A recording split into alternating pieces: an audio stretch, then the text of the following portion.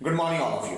1 2 3 law class with Kabir में आपका एक बार फिर से स्वागत है। और आज मैं आपको पढ़ाने जा रहा हूं Indian contract act 1872 LLB first semester के छात्रों के लिए जिनकी परीक्षा बहुत ही नजदीक है और उन्हें समस्या ये आ रही है कि प्रश्न को पढ़ते हैं तो याद रहते हैं, कोई समस्या नहीं है, पर दिक्कत है उनके सेक्शन, उनकी धाराएं कैसे याद की जाएं। अब धाराओं को याद कराने के लिए मैंने कुछ ट्रिक बनाई है, हो सकता है आपको अच्छी लगे और ये धाराएं हो सकता है आपको मिनटों में याद भी हो जाएं। तो आइए शुरुआत करते हैं। सबसे पहले आपको समझाते हैं 2G घोटाले के बारे में। अब फिलहाल तो आप अपने मोबाइल में 4G 5G नेटवर्क का इस्तेमाल कर रहे हैं, पर जब 2G इंडिया में लॉन्च हुआ तो उसमें कुछ घोटाले हुए गए, कुछ करप्शन हुआ है। अब उस करप्शन को ही कैसे मैंने अपना बेस बनाया है, तो आइए जरा उसके द्वारा आपको कुछ सेक्शन याद करवाते हैं। यानी कि ऐसे अनुबंध जो शुरुआत से ही शून्य हैं, यानी कि जिनको वैधानिक रूप से परिवर्तनीय कराया ही नहीं जा सकता। तो मेरे साथ एक पोयम है जिसको आप दोहराएंगे। 2G घोटाला, 2G घोटाला पूर्ण रूप से शून्य है, 2G घोटाला पूर्ण रूप से शून्य है। 20 की है भूल, 20 की है भूल। बिना शादी व्यापार अवैध, बिना शादी व्यापार अवैध, अनिश्चितता ऐसी बाजी लगा दी हो जैसी, संभव असंभव फिर याद रखो 25, फिर याद रखो 25। अब समझ में कुछ नहीं आया मास्टर जी, क्या समझाया हमने, तो इसको जरा मैं एक्सप्लेन कर देता हूं, फिर आपको निश्चित रूप से समझ में आएगा। अच्छा, एक फिल्म थी जिसमें एक व्यक्ति एक गटर के पास खड़ा था और वो गटर में झांक के कह रहा था 25 25। एक सज्जन व्यक्ति आता है, वो कहता भैया 25 25 क्या बोल रहे हो। वो शराबी इंसान उसको भी गटर में धक्का देता है और कहता है अब 26। ठीक है ना। तो ये सिर्फ एक जोक था, ठीक है ना। तो ऊपर आप इस चीज को रिलेट कर सकते हैं, कहीं ना कहीं कहानियां बनाया करो तभी सेक्शन याद होते हैं। तो जो हमारे पास शून्य अनुबंध हैं उनको धारा 2G में रखा गया है। तो पहली लाइन मैंने आपको बोली 2G घोटाला पूर्ण रूप से शून्य घोषित है, यानी ऐसे अनुबंध जो पूर्ण रूप से शून्य हैं उन्हें सेक्शन 2G में रखा गया है। इसके बाद एक एक शब्द को आप मेरे साथ बोलेंगे। बिना शादी व्यापार अवैध, बिना शादी व्यापार अवैध, अनिश्चितता ऐसी बाजी लगा दी हो जैसे, संभव असंभव फिर याद रखो 25।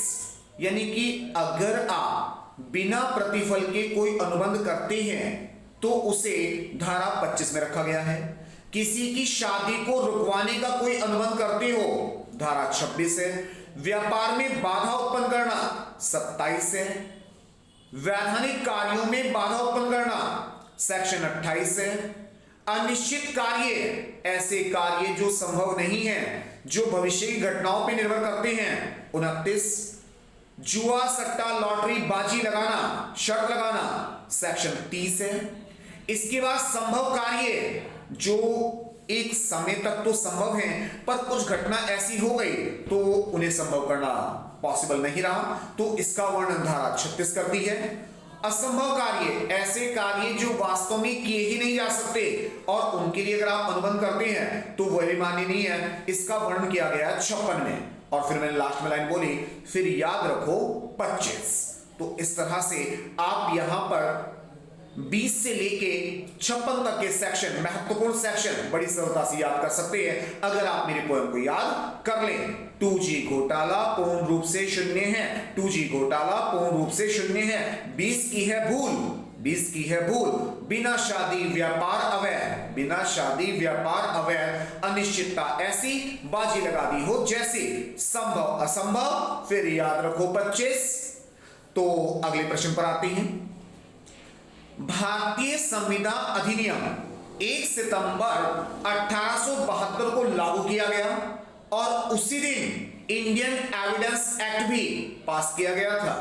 तो सर यहां अभी आप क्योंकि एलएलबी फर्स्ट सेमेस्टर में हैं तो आपके पास इंडियन एविडेंस एक्ट नहीं है पढ़ने के लिए, इंटर फ्यूचर आने वाला है तो आप इसको उससे रिलेट कर सकते हैं कि भाई जो भारतीय संविदा अधिनियम है वो 1 सितंबर को लागू किया गया। नॉर्मली हमें दिमाग में रहता है कि 1 अप्रैल को या 31 मार्च को जब क्लोजिंग या स्टार्टिंग होती है ईयर की तब लागू किया गया, पर ऐसा नहीं है। इसको लागू किया गया था 1 सितंबर 1872 में और उसी दिन इंडियन एविडेंस एक्ट को भी पारित किया गया था।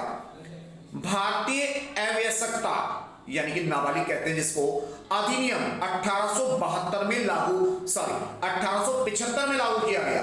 तो यहां पर आपने जब मेरा लॉन्ग क्वेश्चन वाली सीरीज पढ़ी थी, मेरे साथ सुनी थी, तो उसमें आपने नाबालिग शब्द को पढ़ा होगा और मैं आपको बताना चाहूंगा कि नाबालिग को डिफाइन यहां पर नहीं किया गया, बल्कि उसके लिए अलग से एक्ट है, भारतीय वयस्कता अधिनियम 1875 में लागू किया गया था।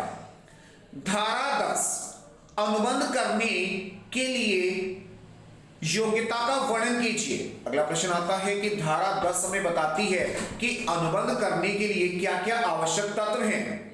धारा 11 नाबालिग के साथ की गई संविदा मान्य नहीं होती। तो यहां पर मैंने आपको 3 चीजें याद कराने का प्रयास किया, दोबारा इसको समझिए।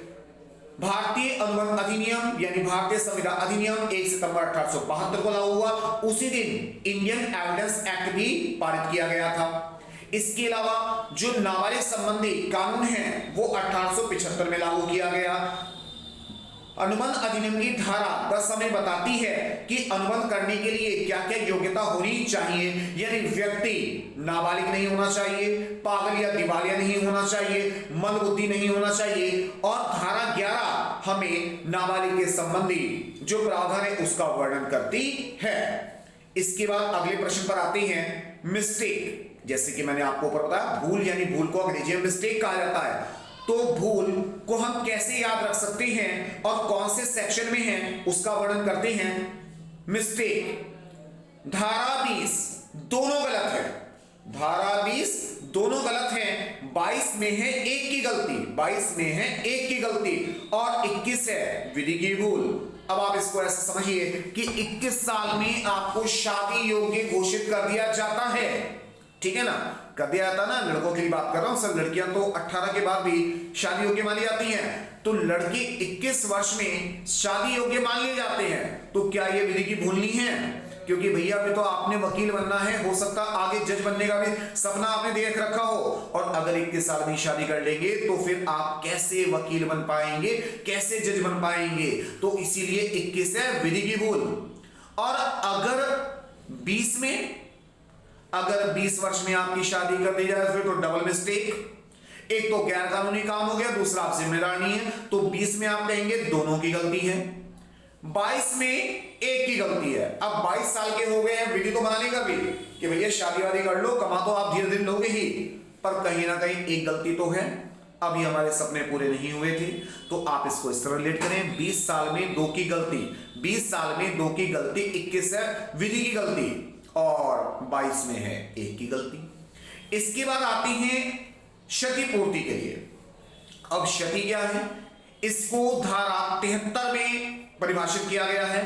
अब कैसे याद करें? अब दिमाग में एक कहानी लेकर आते हैं कि आप सड़क से जा रहे हैं और सड़क पर जाते समय किसी वृद्ध व्यक्ति को आपसे हो गई टक्कर। ऐसा करना मत, वृद्ध आदमी है, ठीक है ना, चोट ज्यादा भी लग सकती है, हानिकारक हो सकता है, पर कल्पना कीजिए लग गई बाबा जी को हमारे टक्कर। तो अब बाबा जी आपको क्या कहेंगे? 73 साल के वृद्ध व्यक्ति को कैसी कर दी क्षति? 73 साल के वृद्ध व्यक्ति को कैसी कर दी क्षति? सामान्य क्षति, विशेष क्षति, नाम मात्र की क्षति, उदाहरण वाली क्षति, दूर वाली क्षति और सीमित क्षति। अब सर ये कैसे याद करें इतनी सारी बातें? तो सर आप समझिए, आप क्या कहेंगे कि अरे बाबा जी गलती लग गई, ठीक है ना, गलती से लग गई मेरी बाइक और कोई बात नहीं, हल्की मामूली सी चोट है, आप ठीक हो जाएंगे। तो बाबा जी क्या इस बात को मानेंगे? वो कहेंगे नहीं बेटा नहीं, ये तो बहुत गहरी चोट है, यानी क्षति तो विशेष है। तो हम कहते हैं कि ये तो नाम मात्र की क्षति है, मामूली सी चोट है बाबा जी, क्यों बात को बढ़ा रहे हैं, और मुझे भी घर जाने दीजिए, आप भी घर चले जाइए, नाम मात्र की बात है। तो बाबा जी आपको क्या करेंगे, जो बुजुर्ग इंसान है वो क्या करेंगे, आपको नए नए एग्जाम्पल देंगे। अगर मैं ऐसा करता तो ऐसा हो जाता, तो ऐसा करता तो ऐसा ना होता, तो वो आपको उदाहरण देकर समझाएंगे और दूर दूर की क्षतियों को आपको याद दिलाएंगे। और आप क्या करना चाहेंगे, आप समय को सीमित करना चाहेंगे, क्षति से बचकर निकलना चाहेंगे। तो यानी कि 73 साल के व्यक्ति को कैसी कर दी क्षति, 73 साल के व्यक्ति को कैसे कर दी क्षति। आपने कहा सामान्य, बाबा जी ने कहा विशेष, आपने कहा नाम मात्र की, उसने उदाहरण भी दिए और दूर दूर तक की बातें आपको याद दिला दी। और आप सीमित में बचकर जाना चाहते थे तो ऐसा ना हो पाएगा। ठीक है जी, तो आगे बढ़ते हैं। ये मैंने आपको सेक्शन याद कराया। इसके बाद अगले बात पर आते हैं। 1 मिनट बस मैं नोट्स निकाल लूं। जी हाँ बिल्कुल। तो सबसे पहला प्रश्न आपके पास बनता है प्रस्ताव। अब प्रस्ताव को कहां डिफाइन किया गया है, प्रस्ताव को डिफाइन किया गया है भारतीय अनुबंध अधिनियम 1872 की धारा 2A के अंतर्गत। अब यहां तो बड़ा इजी लग रहा है, 2A है तो इसके लिए एक कहानी है, आप उसको भी रिलेट कीजिए। ए प्रस्ताव दो ना, ए प्रस्ताव दो ना, यानी कि हम किससे प्रपोजल मांग रहे हैं कि कोई तो हमें शादी के लिए इनविटेशन दे दो, हम तो तैयार बैठे हैं। ठीक है सर, तो प्रस्ताव को कहां डिफाइन किया गया है, 2A में। अब प्रस्ताव के आवश्यक तत्व क्या हैं वो मैं आपको बता रहा हूं। ए प्रस्ताव दो, ए प्रस्ताव दो वैधानिक है तो बात करो, वैधानिक है तो बात करो, इरादे से काम नहीं चलेगा, यानी मन की बात मन में रखना प्रस्ताव नहीं कहला सकता। मान लीजिए ए ने कहा मैं अपनी गाड़ी बेचना चाहता हूं, आपके मन में आया कि हाँ चलो मैं ले लूंगा, पर वो बात आपको प्रकट भी तो करनी चाहिए। मान लीजिए मैं कोई अपनी वस्तु बेचना चाहता हूं और मैंने उसको घर में छुपा के रखा हुआ है, तो क्या वो बिक जाएगी, नहीं बिक सकती सर, इरादे से काम नहीं चलेगा। उसके लिए मुझे उस अपनी बातों को क्या करना पड़ेगा, सामने वाले के सामने प्रस्तुत करना पड़ेगा। ठीक है जी। इसमें निमंत्रण कैसा, इसमें हम ये संकोच नहीं कर सकते कि कोई मुझे कहे तो मैं कह दूंगा कि भैया मुझे अपनी साइकिल बेचनी है।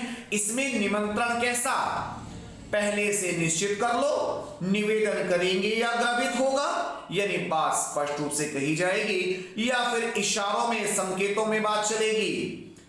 प्रस्ताव खास के लिए या सामान्य के लिए भी हो सकता है, जो प्रस्ताव है वो आम जनता के लिए भी हो सकता है या किसी विशेष व्यक्ति के लिए भी हो सकता है, सकारात्मक या नकारात्मक हो सकता है, काम को करने के लिए या ना करने के लिए भी प्रस्ताव दिया जा सकता है।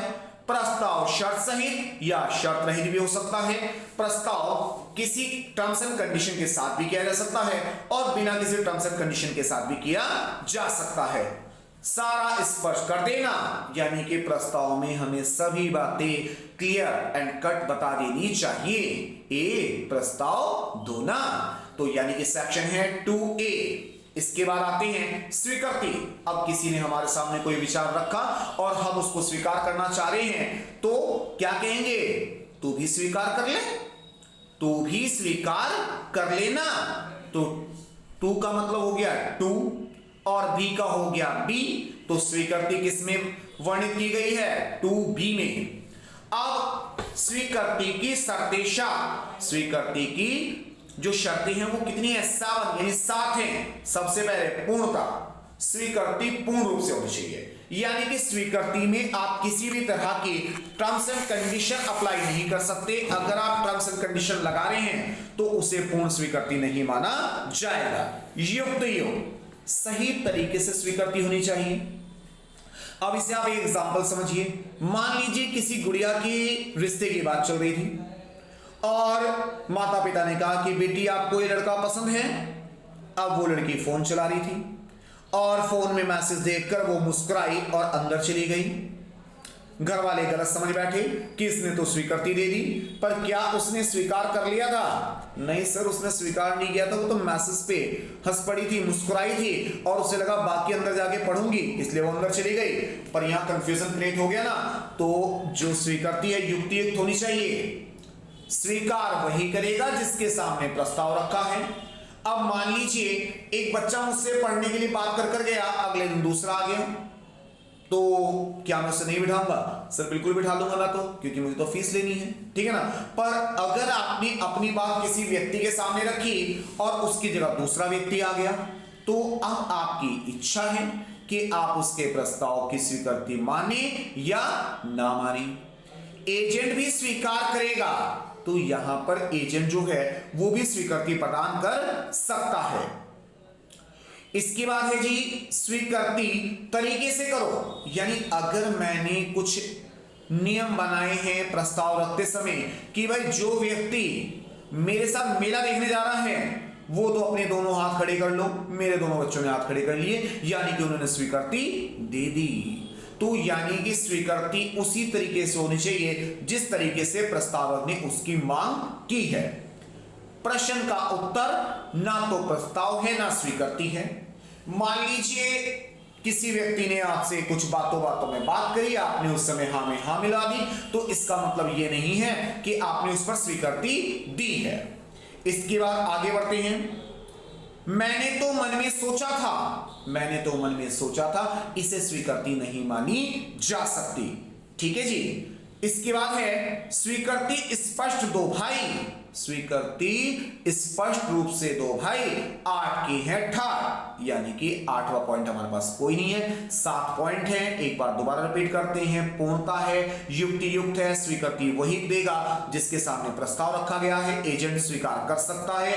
प्रश्न का उत्तर स्वीकृति नहीं माना जाएगा, मन की बात मन में रखना, स्वीकृति नहीं माना जाएगा। और इसके बाद स्वीकृति स्पष्ट रूप से देनी चाहिए, ग्रभित या भाव से नहीं देनी चाहिए। तो आगे बढ़ते हैं। इसके बाद अगला पॉइंट मैंने आपको याद कराने के लिए एक बहुत ही इंपॉर्टेंट चार्ट बनाया हुआ है और मैं पूरी कोशिश करूंगा कि आपको यह समझा सकूं। मैं नॉर्मली हमारे मन में विचार ये होता है कि किसी भी किताब को अगर हम शुरू करें तो भाई नियम तो ये कहता है कि पहले पहला लेसन पढ़ो, फिर दूसरा, फिर तीसरा।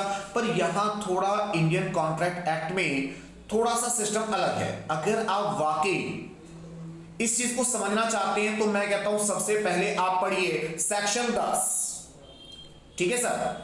तो सेक्शन 10 में आपको स्वीकृति को डिफाइन किया गया है। अगर आप सेक्शन 10 पढ़ते हैं तो उसके साथ आपको पढ़ना पड़ेगा 11 और 12 कि स्वीकृति दे कौन सकता है।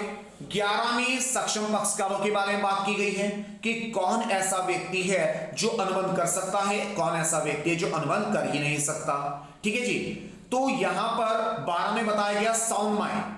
अब साउंड माइंड कौन है? जो व्यक्ति बातों को समझने योग्य है, जो बातों को दिमाग से सोच समझ के निर्णय लेने की स्थिति में है, उसे साउंड माइंड कहा जाएगा। अब सवाल यह बनता भी है साउंड माइंड कौन ना है?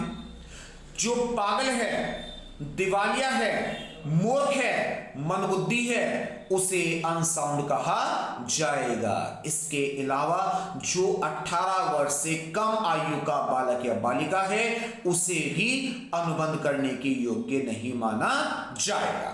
तो मैंने आपको बताया सेक्शन 10 के साथ आप 11 और 12 को रिलेट करेंगे। इसके बाद आते हैं सेक्शन नंबर हमारे पास है 13 में सहमति के बारे में बताया गया है। इसमें बताया गया कि प्रत्येक वह स्वीकृति स्वतंत्र है जिसमें सेक्शन 14 से जुड़े हुए तत्वों का समावेश ना हो। अब ये कौन कौन से तत्व हैं सर, उसको समझते हैं। सेक्शन 14 बताता है स्वतंत्र सहमति के बारे में कि किस किस कंडीशन में स्वतंत्र सहमति नहीं होगी। 15 बताता है उत्पीड़न के बारे में। उत्पीड़न को कह सकते हैं किसी से डरा धमका के स्वीकृति प्राप्त कर लेना, उत्पीड़न कहलाता है। 16 बताता है असमयिक असर, अनुचित प्रभाव। मान लीजिए मैं आपका टीचर हूं, आपका कोई रिलेटिव है, अगर वो अपने रिश्तों का, अपने संबंधों का आपसे क्या कहते हैं जी वचन दे के, कसम दिला के कोई काम करवा लेता है तो उसे क्या कहा जाएगा? असमयिक असर कहा जाएगा। इसके बाद 17 में कपट को वर्णन किया गया है। अगर हम धोखा देने के यानी दिखाया कुछ और दिया कुछ तो ऐसे स्वीकृति प्राप्त करेंगे तो वो विधि के अनुसार मान्य नहीं है। 18 में है मिथ्या वर्णन, बढ़ा चढ़ाकर झूठ बोलकर अपना माल बेच डाला, ठीक है ना, कोई गलत कार्य पे स्वीकृति प्राप्त कर ली, तो उसे मिथ्या वर्ण कहा जाएगा और इसे 18 में वर्णित किया गया है। इसके बाद सर मैंने अभी आपको थोड़ी देर पहले भूल के बारे में समझाया था, एक बार उसको भी यहां लिंक कर लेते हैं। भूल सेक्शन 20 दोनों पक्ष भूल पर हैं, 22 एक पक्ष भूल पर है और 21 विधि की भूल है, ठीक है जी। इसके बाद आते हैं सर मिस्टेक।